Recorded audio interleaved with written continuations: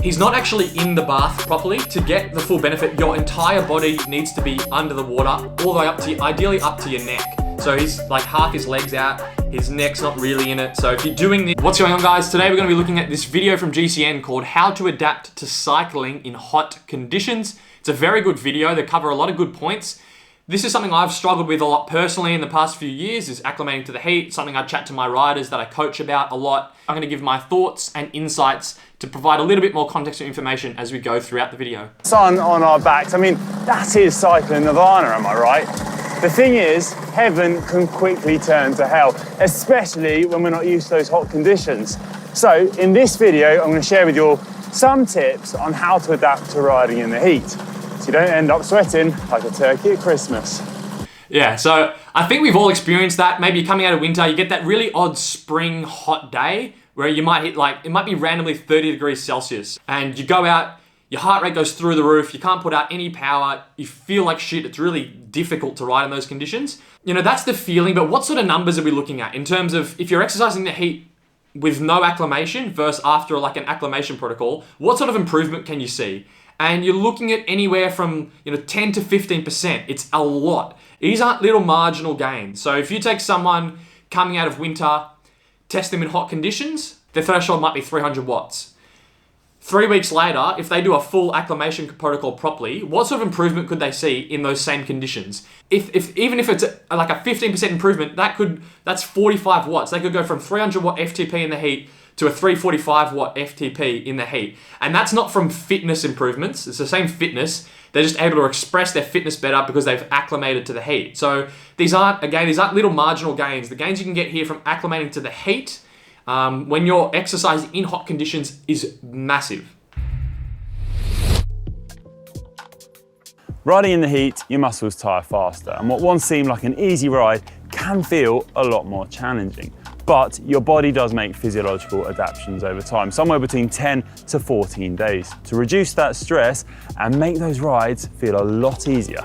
Yeah, so he said they're 10 to 14 days to get the benefits. That's moderate. Some of the markers of heat acclimation come on very quickly. So even like 3 or 4 days, you'll see some improvement, but some have changed in markers, but they're not going to really move the needle much in terms of performance.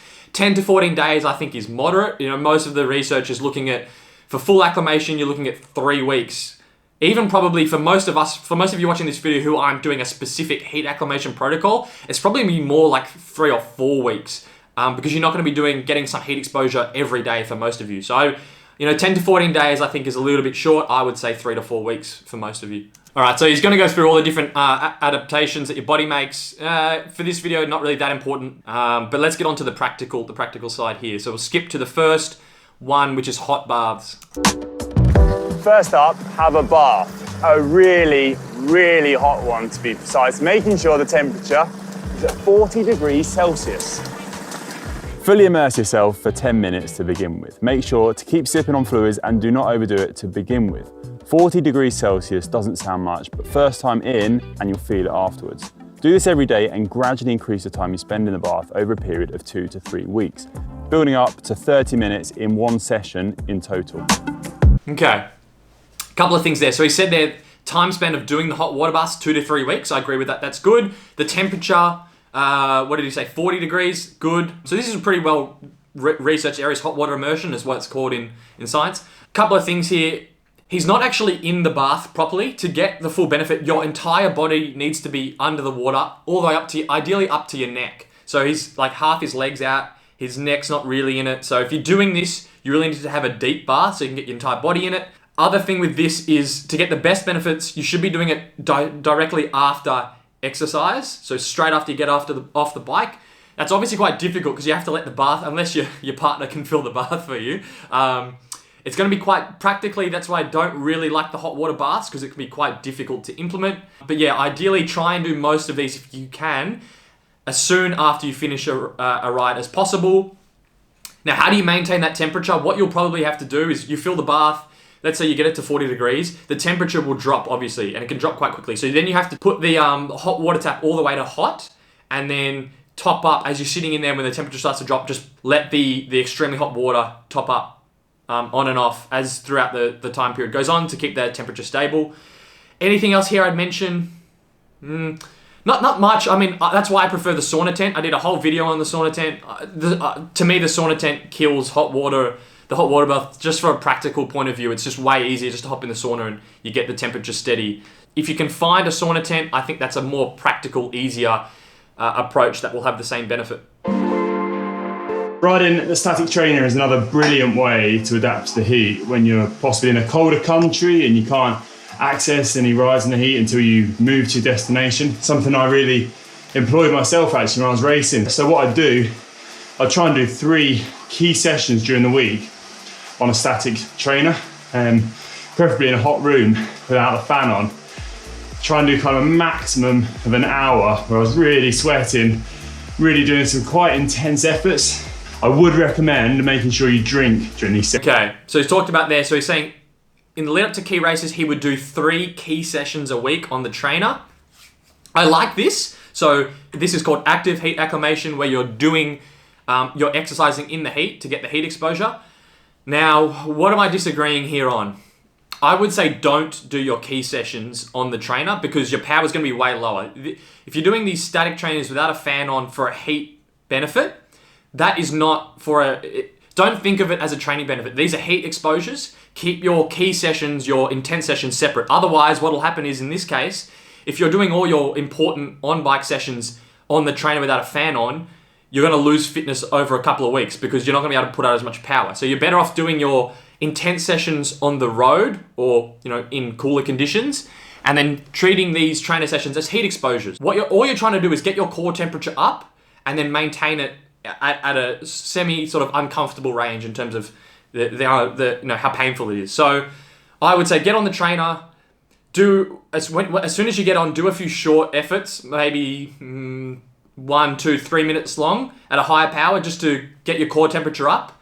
And then you can drop the power down. You can just do low zone 2, just ticking it along, your core temperature's raised, and you're just trying to sit in that heat zone on the trainer. So these aren't really training sessions. These are heat exposures. I like the idea. I just disagree with the implementation that he's sort of recommending here for those reasons. Sessions, because the fatigue and the heat can really hit you and take its toll quite quickly. So when we're sipping on a hypertonic solution as you're doing these, this is a brilliant one.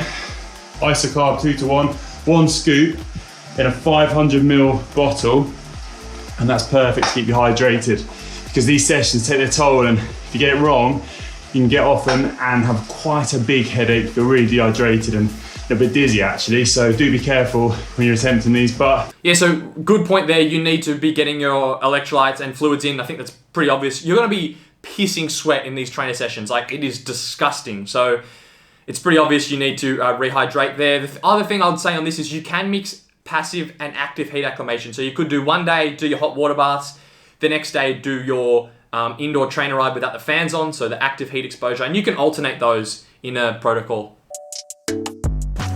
if you have just arrived in a hotter climate, or maybe a heat wave has suddenly hit wherever you're riding, well, first up, we're very, very jealous. But secondly, don't panic if you're beginning to struggle. So to begin with, reduce the intensity and duration of your rides for about 3 days. Just take things down a notch and don't fatigue yourself as much as you used to. Secondly... Yep, okay, so I'll pause there. I agree with that. If you're going somewhere and it's really hot and you're not used to it, don't go and just try and blindly, if you've got a coach or a training plan, don't blindly just try and follow it and just be completely struggling. Just knock the intensity back, give yourself a few days to get those heat exposures in. Just do endurance, maybe tempo sort of output. Save your efforts for when you're more acclimated to the heat and can actually get a decent effort done. Don't just force it if it's not working. So I agree there in terms of dropping the intensity when you first get into a hot climate. When you finish your ride, sit out in the heat of the day in direct sunlight for around 20 minutes or however long you're comfortable with. And also, don't forget to put that sun cream on while you do this. You know what? I saw the perfect place to do the exact same thing. So this one I don't get. So he's saying, after a ride, go and sit in the direct sunlight for 20 minutes. No, I would disagree with this one. I'd say don't do this. So I think what he's getting at is using the direct sunlight as a bit of a passive heat exposure, similar to doing a hot water bath.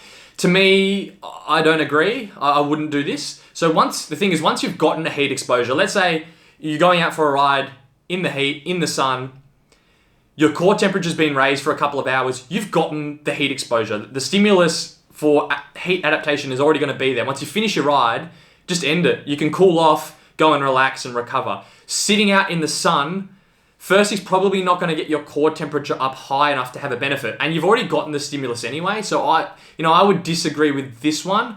I would say this is not going to move the needle much and is just going to probably just going to dehydrate you and impact your recovery. So I would not sit in the sun purposefully after a ride for 20 minutes. It's not going to do anything. You could also begin your ride early, avoiding the heat of the day and starting off in nice cool conditions, but making sure that you finish your rides at the last 30 to 60 minutes is in those hot conditions. This way, you get a nice enjoyable ride in cool conditions, but you also get a bit of heat adaptation when you finish off in that hot weather. Admittedly, this tip isn't for you night owls, but it does work. So you want to gradually start your rides later and later, spending longer and longer in that heat of the day and gradually tempting yourself into that heat and getting used to it. So in the end, once you do... I like the idea of this one. I think it's an okay idea. I would adjust this slightly though. So what I would do in terms of riding in the heat is I would purposefully, and I do this with some of the riders I coach as well coming into summer, I will try and get them to purposefully do certain rides in the heat. So trying to do your lowest intensity, so your endurance or tempo rides during the hottest part of the day, if you have that flexibility, and then saving your more intense efforts when you need to be doing big power for cooler times of the day. So playing around with those sorts of things. In terms of starting cool, finishing hot, that might work. I would say if it's a low intensity ride, just try and do the entire thing in the hottest part of the day. So I don't think it needs to be start cool. If it's like, let's say you got a 2-hour endurance ride coming into summer, pick the two hottest hours of the day and try and do it there. Just drop the intensity back a little bit, and that's going to be a really good, useful heat exposure. So I like the idea.